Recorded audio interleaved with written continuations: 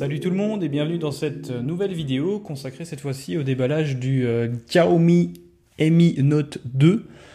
Donc un smartphone qui est un smartphone ultra haut de gamme qui se place frontalement face au Huawei Mate 9 et dans une certaine mesure au Galaxy S8 et au LG G6 du coup.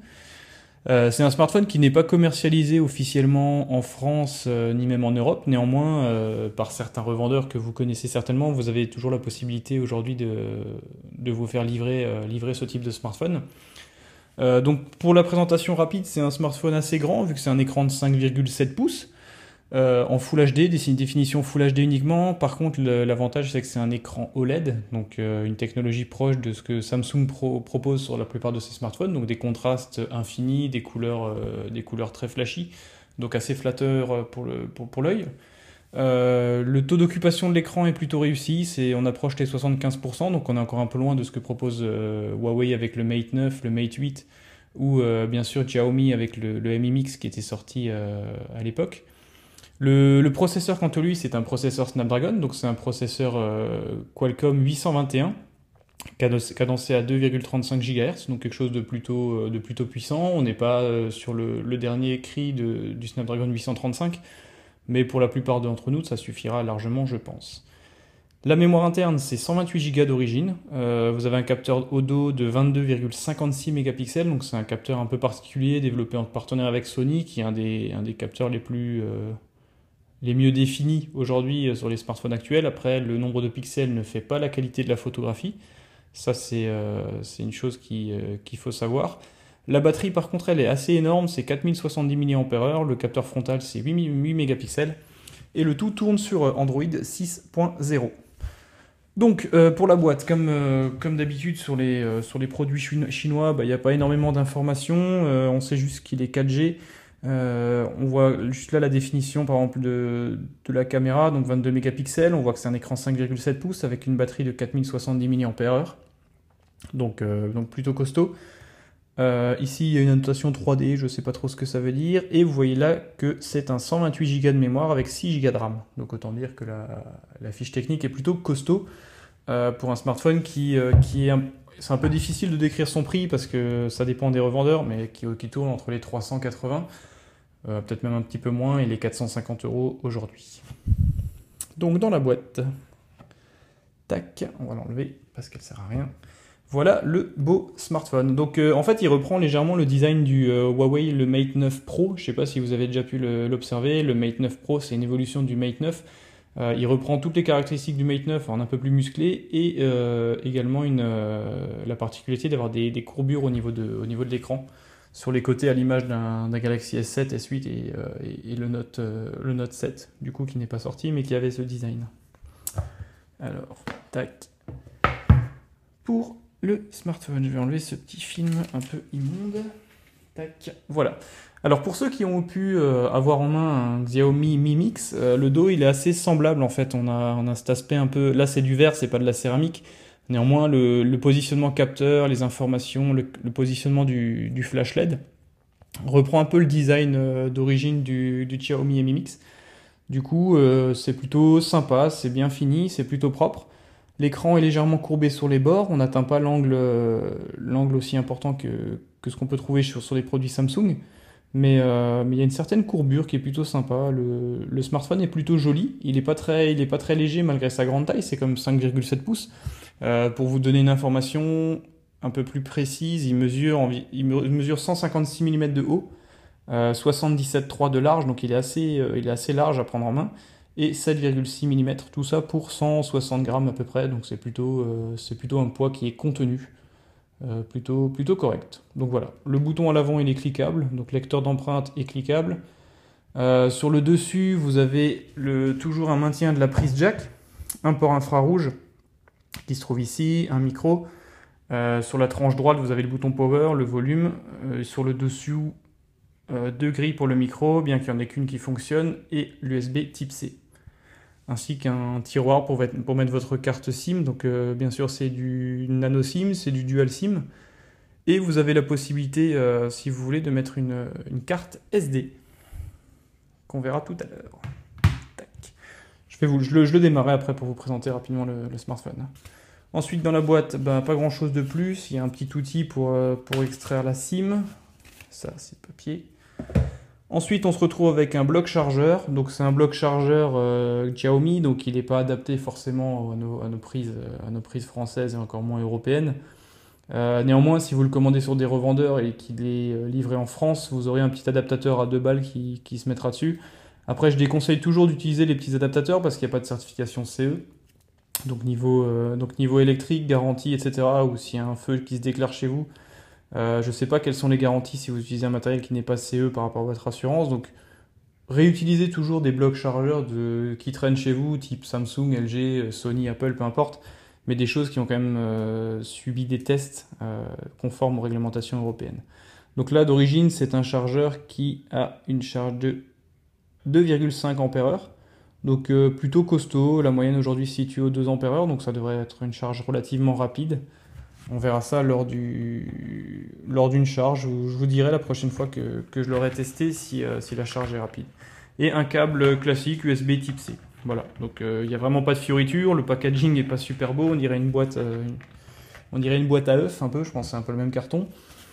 Il n'y a pas d'écouteurs qui sont livrés avec, il n'y a pas de kit main libre généralement sur les smartphones chinois qui ne sont pas destinés à l'import. Donc voilà, une boîte somme toute assez maigre, mais c'est pas vraiment ce qui nous intéresse aujourd'hui, c'est plutôt le smartphone.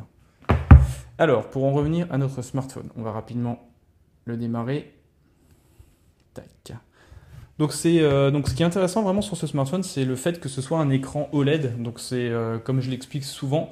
Donc c'est une technologie qui a 2 avantages. Déjà des contrastes et des couleurs plutôt flatteuses. Les couleurs sont très flatteuses, plutôt flashy. Après ça correspond aux gens plus ou moins. Surtout c'est des noirs qui sont absolus dans le sens où les noirs sont générés par une absence d'alimentation électrique du pixel.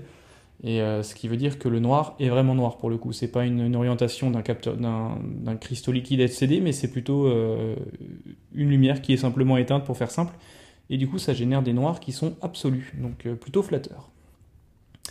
Alors pour l'interface, on va rapidement aller. Je vais déjà vous mettre un petit fond d'écran qui flash un petit peu plus pour la caméra. On va mettre du bleu clair peut-être. On va peut-être pas mettre du rose, on va mettre ça ou ça par exemple.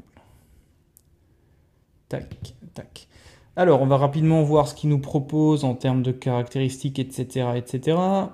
Donc modèle Mi Note 2, la version d'Android c'est 6.0.1.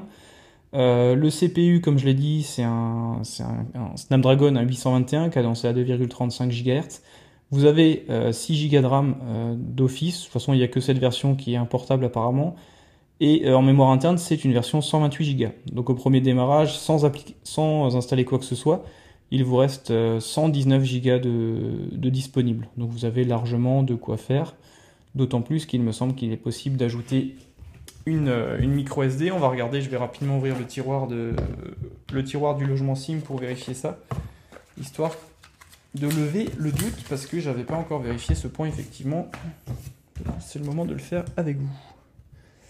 Alors, tac, on va regarder. Eh bien non, non, du coup, il n'y a pas de possibilité d'ajouter une carte micro SD. Il faudra se contenter entre guillemets des 120 Go des restants au premier démarrage, ce qui est entre nous amplement suffisant, et je pense que même pour vous qui êtes plutôt utilisateur de stockage photo vidéo, il y a quand même de quoi voir venir. Par contre il est dual SIM et ça c'est toujours sympa. Si vous avez une ligne pro perso, vous n'avez pas à jongler avec 2 téléphones, mais vous pouvez vous contenter d'un seul et c'est plutôt cool. Donc pour l'interface et la navigation, je vais juste enlever ça. C'est assez connu. Si vous avez l'habitude d'utiliser un téléphone Xiaomi, on se retrouve sur une version MIUI 8.2.6.0. Donc c'est une version évoluée de la version 8.2. C'est assez classique, il y a pas mal de paramétrages, comme le fait de pouvoir mettre le fond des menus en sombre ou en clair. Sinon l'interface est somme toute très classique. Je trouve que l'interface MIUI est toujours très classe, très sobre. Néanmoins, elle n'a pas évolué depuis belle lurette, la vieille expression pourrie.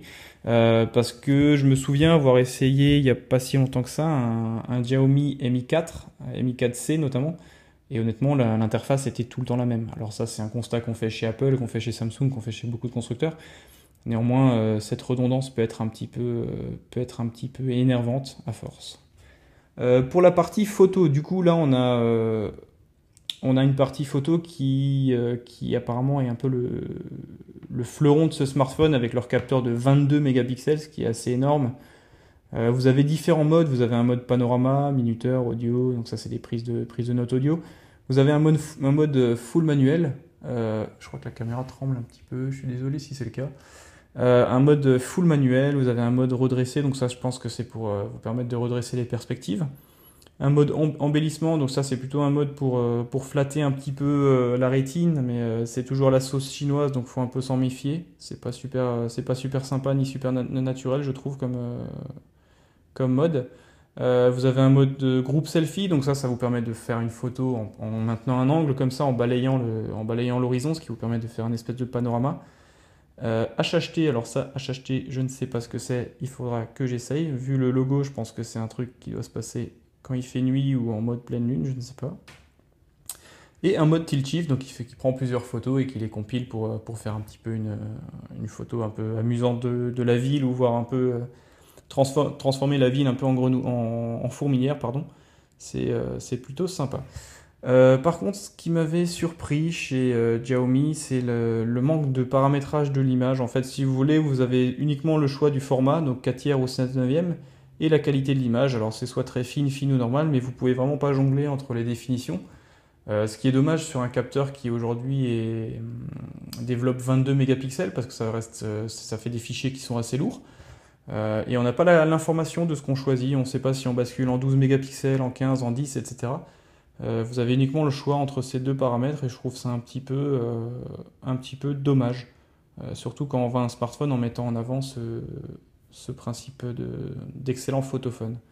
Sinon, il y a pas mal d'autres paramètres. Vous avez la possibilité notamment d'avoir un affichage de l'âge et du sexe de la personne que vous prenez en photo. Alors ça, c'est toujours assez marrant en soirée, hein, parce que le système fonctionne assez bien finalement.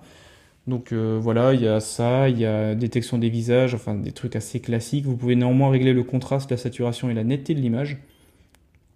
Et également le paramètre d'exposition, comme un peu sur un appareil photoréflexe ou un vieux compact à film. Vous pouvez vraiment sélectionner où est-ce que vous voulez que le capteur prenne sa source de luminosité, afin de ne pas trop surexposer les couleurs ou les blancs ou les ombres, etc. Donc voilà pour ce petit tour d'horizon sur le Xiaomi Mi Note 2. C'est un smartphone qui révolutionne rien, qui n'était pas super attendu, qui moi me laisse un peu de marbre dans le sens où c'est un énième Xiaomi dans la grande famille des Mi Note, Mi Note 2 et Mi Note 3. Enfin, il y a vraiment je crois qu'il doit y avoir une quinzaine de modèles en vente actuellement chez Xiaomi, donc c'est assez complexe de s'y retrouver. Néanmoins, si vous cherchez un téléphone qui change un peu de la moyenne, avec un petit écran courbé, mais bien que ce soit beaucoup moins courbé que ce que propose Samsung aujourd'hui, les bandes sont tout de même assez larges, hein, les bandes noires. On n'a vraiment pas trop. Vous voyez, là, il y a 2-3 bons millimètres qui ne servent à rien finalement. Donc voilà, l'optimisation n'est pas extraordinaire, le téléphone en lui n'est pas extraordinaire, mais voilà, j'ai eu l'occasion de l'avoir dans les mains, donc je voulais vous le présenter. Si vous avez des questions particulières, n'hésitez pas. Je vais bientôt faire la vidéo de fin de test du OnePlus 5 qui sera ensuite mise en ligne. Et ensuite, j'aurai d'autres téléphones comme d'hab, ça évoluera. N'hésitez pas à me poser vos questions, à me faire part de vos remarques. Et si vous avez des questions particulières par rapport à ce smartphone, comme je ne suis pas persuadé de refaire une vidéo de test, je ne vais pas m'en servir énormément, n'hésitez pas à me poser des questions et je vous répondrai directement via la plateforme YouTube sans problème. Je vous remercie pour votre fidélité, puis on se revoit très prochainement pour un nouveau test. Merci et à bientôt.